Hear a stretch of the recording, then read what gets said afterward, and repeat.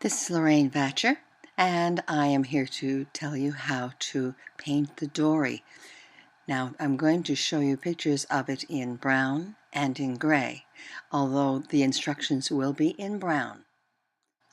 In order to keep this video a little smaller, I have shot some of it in real time and some of it you will see in fast time. It's up to you whether you want to paint your dory in gray or brown. We're going to keep a limited palette, very few colors. It's cadmium yellow, cadmium red, ultramarine blue, and titanium white. The first color we mix is dark green. It's made with yellow and blue. More blue, of course, so that it will be darker. Remember that any colors that you mix in acrylic are going to dry 2 shades darker than what you've actually mixed in the beginning when it's still wet. Now we mix a deep purple with the blue and the red, and an orange with yellow and red. Then we'll add a little bit of white to each of these colors to make pastels. Red with white to make pink. Here is a pretty blue mixed with a tiny bit of red. Add the white, and we'll have got a very attractive blue type pastel. And here is coral. It's made with pink, the pink that you made, and a tiny bit of yellow added. Just gives that softness a little bit on the orange side. For those of you who are painting in the loft, I had already pre-mixed your brown. It is made with blue, red, and yellow. It's the 3 primaries. It takes a bit. You have to make a deep purple and then add a little bit of the yellow. When you do that, it will resemble almost a black until you put the white into it. Mix only a small amount of paint until you know what you're doing with it. You can waste a great deal of paint this way. The boat can technically be any color you want it to be. This is a suggestion only. And if it turns out more on the yellow side or the red side or the blue side, just make a couple of varying colors so that you'll have a light side and a shadow side. What I've done now is taken my brown and added a bit more blue to it. That will make a black, which will be toned down with the whites, the varying amounts of whites that are put into it, so you can have different shades of gray. So that's how you get your gray boat. And now we're going into fast time. My hands are going to really fly. This dark green that we made, we're going to make it give the resemblance of the shape of a stand of trees. There's not a great deal of time taken with it. As soon as you have that shape there, you take a dryer to it and dry it completely so that the next layer of paint doesn't mix in and you end up with a great big muddy mess. Now we'll cover that green with light blue. It's still going to show through, and that's fine because we want it to.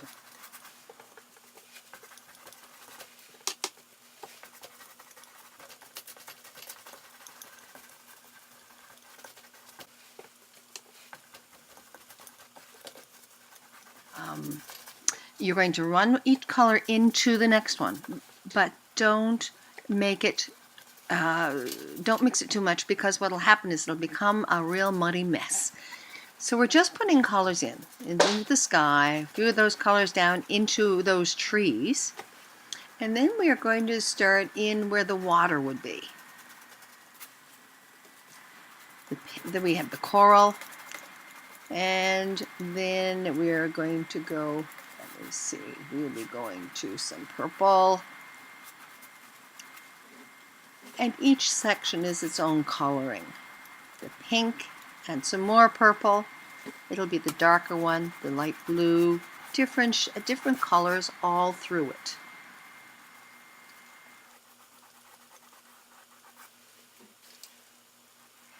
The reflections in the water are going to be the same color as what is in the sky.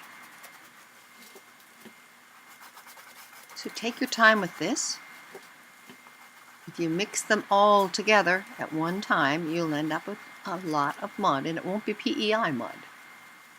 Then dry it really, really well. On a dry background, I now start to draw in the dory. That seems like a simple enough shape.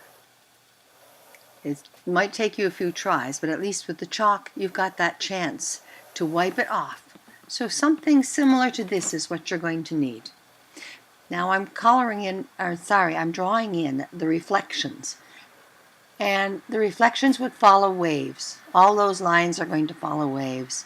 So we're assuming that there are waves in the water, of course.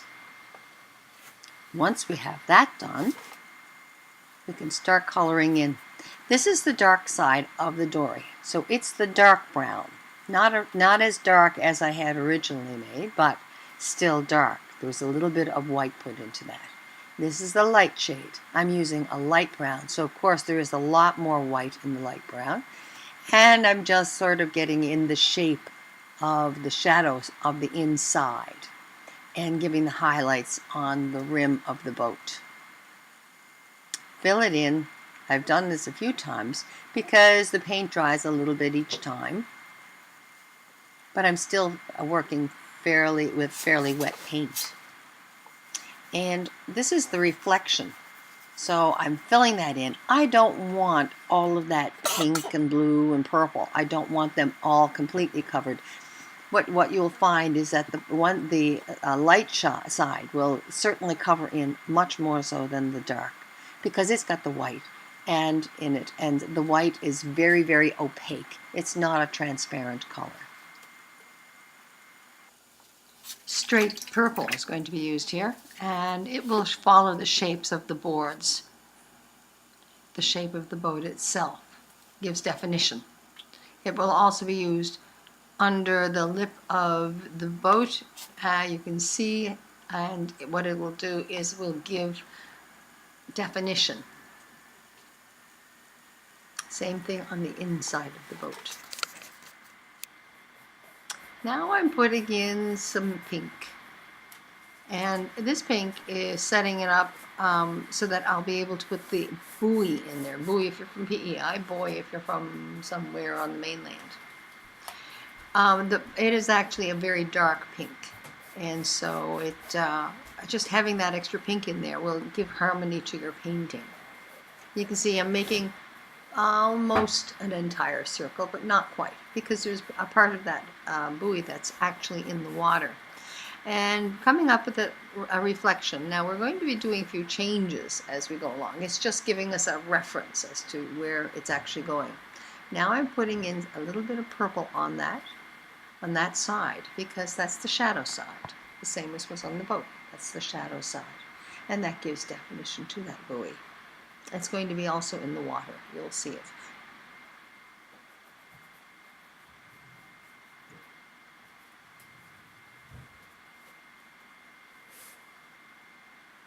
Again, back with the purple. And what we're doing there is showing where the boat actually met the water. There's just that little bit of a shadow there, and enhancing the shadows on the boat itself. Now I'm highlighting the rim of the boat, the very top, putting white on it, because white is opaque. And if we want to put color on it, generally what we do is bring it back to white, because so many of the acrylics are not opaque, they're actually transparent. So you need, if you want the true color, you need to have a little bit of white underneath.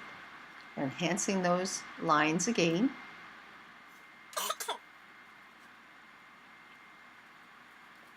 And the front of the boat.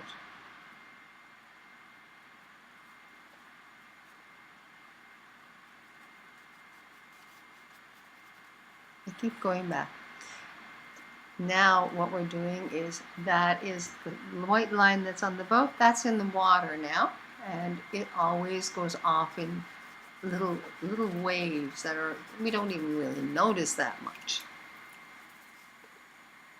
And some highlight on that buoy. That sort of makes it very, very light. So I think we're going to go darker. Not everything you do is the perfect thing the first time.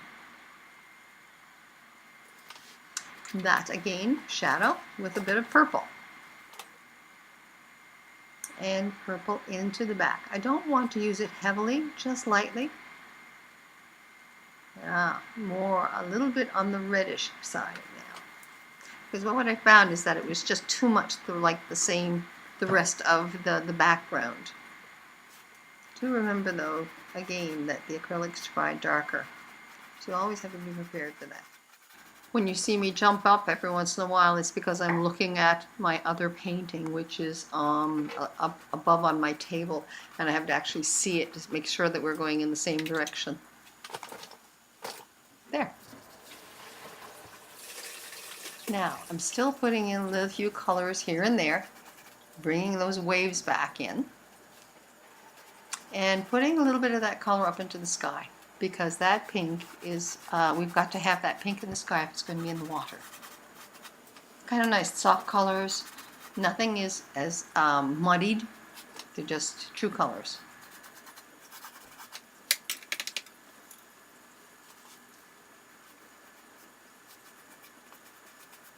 Usually with waves or even the land, as they come closer to you, you've got darker darks and lighter lights, so you've got a lot more definition. That's why I'm putting more definition in the front. You'll see a great deal more than, say, back at the edge of the trees over there.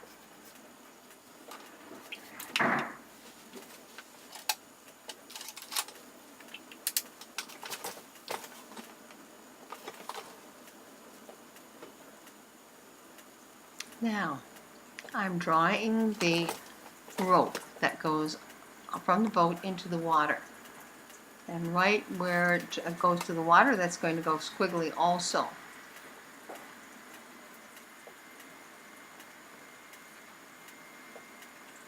It's done in brown, the same dark brown as on the boat. But I have a light on the very front part of it, because that's where the light is on the right-hand side. And now where the rope joins the water, that would be the darkest part of all. Again, just enhancing a little bit more on the buoy.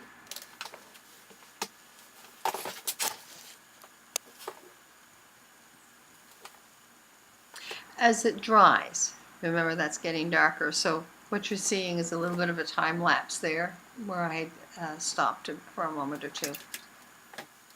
But I did want that buoy to show up more.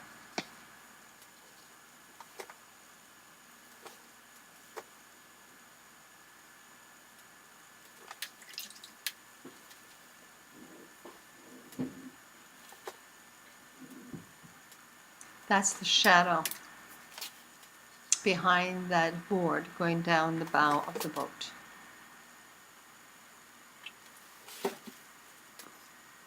And then I've also put a bit of yellow, because we're assuming that there is yellow in the sky. So I'm thinking that that brightness is actually quite nice there. That it's not like it's something different. It's something that's actually in the painting already. So the rule of thumb is that you're supposed to use a color at least 3 times in any painting. And I think we've got lots more than 3 here. The exception would, of course, be the buoy, because it's a little bit darker, a little bit redder. Come in close now. Just the last touch-ups, even into the sky. Give it a little bit extra of that yellow. And now, by George, I think we've just about got it.